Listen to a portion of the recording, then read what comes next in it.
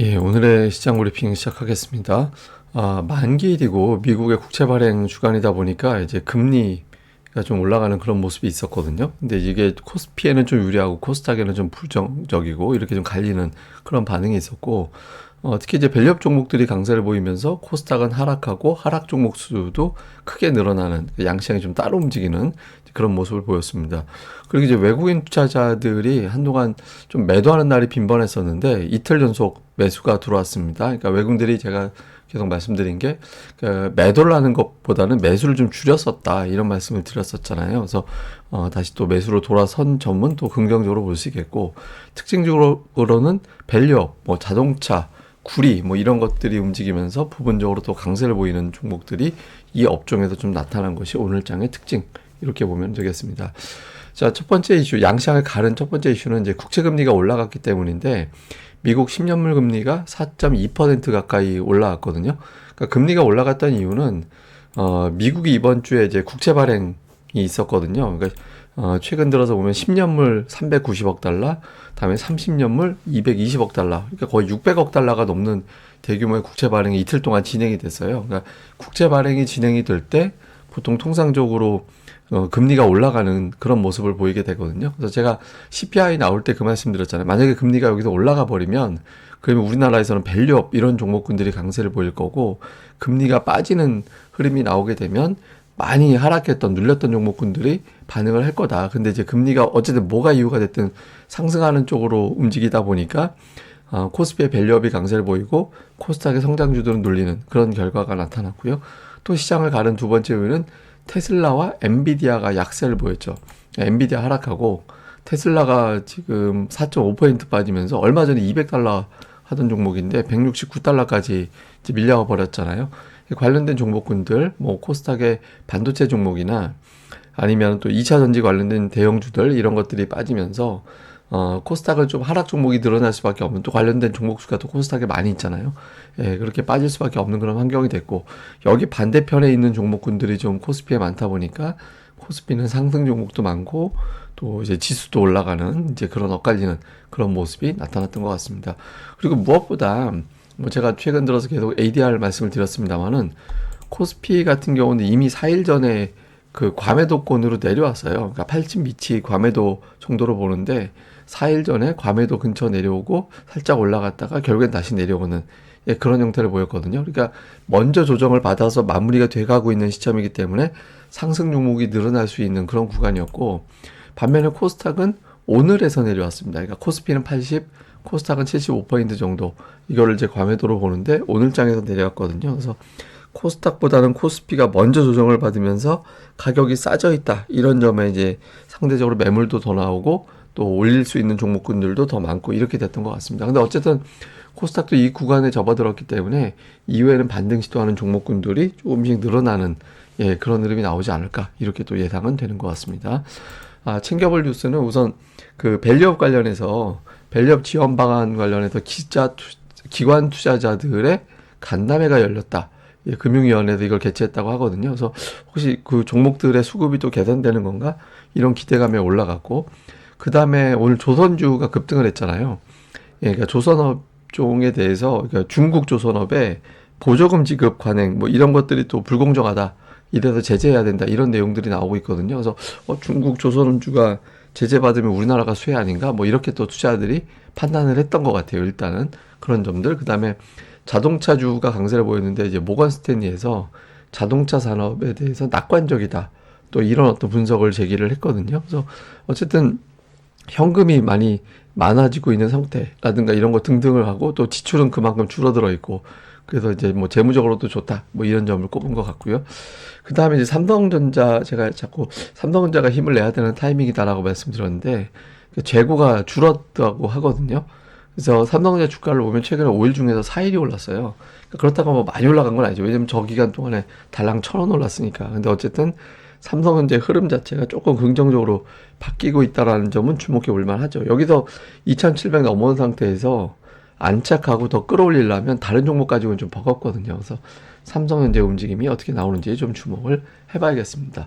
그 다음에 수급에서는 외국인들이 오늘 만기일 영향이 있었기 때문에 뭐 순매수를 저렇게 했다고 해서 뭐 무조건 잘한 거다, 뭐 대단한 거 이렇게 해석하긴 좀 그렇지만 어쨌든 장중 내내 매수가 유입이 됐었죠. 선물은 제가 보기엔 좀 오버하는 것 같고, 근데 어쨌든 이제 외국인들의 매수가 들어왔고 또 오늘 연기금이 모처럼 또 많이 들어왔거든요. 그 종목 뭐 샀나 봤더니 삼성중공업, 조선주 매수하고 자동차주 매수하고 금융주 좀 일부 매수하고 뭐 이렇게 좀 업종을 깔아놓는 그런 모습을 좀 보였고요. 그다음에 기관 투자자들 같은 경우는 삼성전자 매수가 전체 순매수의 한 60% 정도는 삼성전자에 집중되어 있었고요. 그다음에 자동차주 되어 있었고 그 외에는 약간 밸류업, 밸류업하고 연결고리가 있는 종목군들의 매수세가 강했습니다. 그러니까 상대적으로 코스닥 쪽에 매도를 했지만 코스피는 매수했는데, 근데 이게 주목해 볼 만한 건 또 있어요. 왜냐하면 기관이 오늘 같은 날 평소에는 코스닥을 1,000억 원 이상 매도하면서 그 돈으로 코스피 사고 이런 경향을 보이거든요. 근데 오늘 코스닥의 매도가 장중에는 조금 많긴 했지만 종가를 봤을 때는 1,000억 안쪽으로 내려와서 끝났거든요. 그래서 코스닥 자체의 어떤 매도도 좀 피크는 넘어간 것 같이 보이기도 합니다. 다음에 매수한 종목을 보니까 외국인들은 뭐 HLB, 바이오, 레고캠 바이오 등등을 해서 바이오 관련된 계열의 종목군들이 몇 개가 좀 포진이 돼 있고 그 외에는 뭐 업종의 특징은 별로 없는 것 같습니다. 그러니까 반도체 쪽 종목들이 좀 매도에 몇 개 있는 것 정도? 그게 이제 업종별 특징이었고, 기관은 순매수 최상단에 에코프로비엠이 들어가 있습니다. 에코프로비엠을 좀 유난하게 이제 많이 매수를 했고, 그 외에는 뭐 업종을 고르게 담았다라기보다는 업종 내에서 사는 종목과 파는 종목이 좀 갈리는 그런 모습을 좀 보였고, 또 반도체 관련된 종목군들이 매도 쪽에 좀 제법 포진해 있는 게 오늘 수급의 특징이었던 것 같습니다.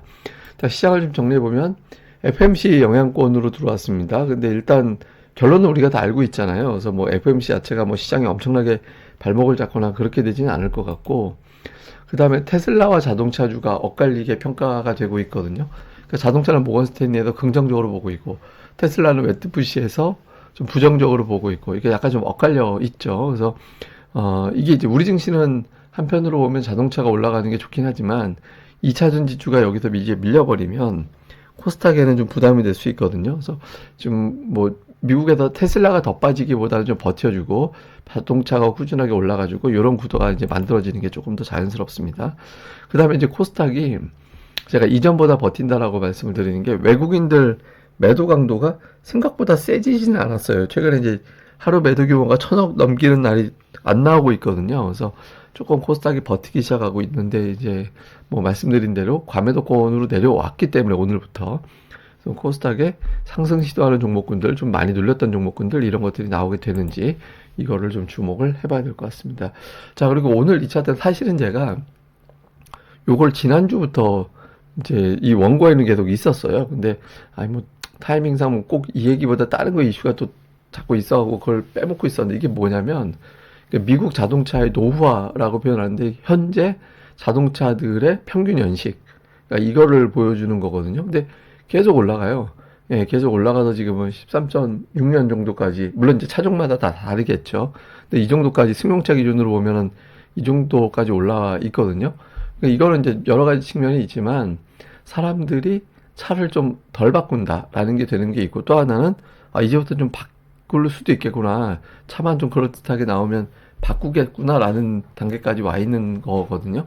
근데 이 상태에서 전기차냐 아니면 이제 보통 내연기관 차냐라는 거였는데, 그러니까 전기차에 대한 어떤 매력을 사람들이 상대적으로 좀 못 느끼는, 정책적인 지원을 좀 덜하고 이런 형태가 되고 있는 거잖아요. 그래서 저는 이 구간에서 과연 전기차 쪽으로 사람들이 갈까 일반 차로 갈까, 이게 되게 중요하다라고 봤거든요. 근데 일단 이제 첫 번째 줄기에서는 이제 내연기관차 쪽으로 이제 투자들이 관심을 좀 갖는 것 같습니다. 그래서 이거는 뭐 우리나라에서는 조금 더 유리한, 수출하는 입장에서 보면 좀 유리한 흐름이 나올 수도 있는 거잖아요. 그래서 이거를 이제 좀 보면서 자동차주들의 흐름이 어떻게 나오는지 요것도 좀 계속 봐야 될 것 같고요. 그 다음에 테슬라가 뭐 턱없이 계속 마냥 빠지기만 하지는 않을 거기 때문에, 그러니까 170달러 밑에서 보통 한 180달러 정도를 바닥으로 봤었는데 이게 좀 오버슈팅 된 건지 아니면 여기서 이제 더 밀려 내려가는 건지, 이 자동차주 관련해서는 테슬라의 기술적 반등 여부, 그다음에 이제 우리나라에서 자동차주들이 이런 어떤 데이터들에 의해서 좀 딸려가는지 이런 것들도 같이 살펴보면 또 재미있을 것 같다라고 말씀을 드리겠습니다. 그럼 또 오늘 하루 또 잘 보내시고요. 저는 또 다음에 뵙겠습니다. 이 방송 좋아요와 구독하기 꼭 부탁드립니다. 감사합니다.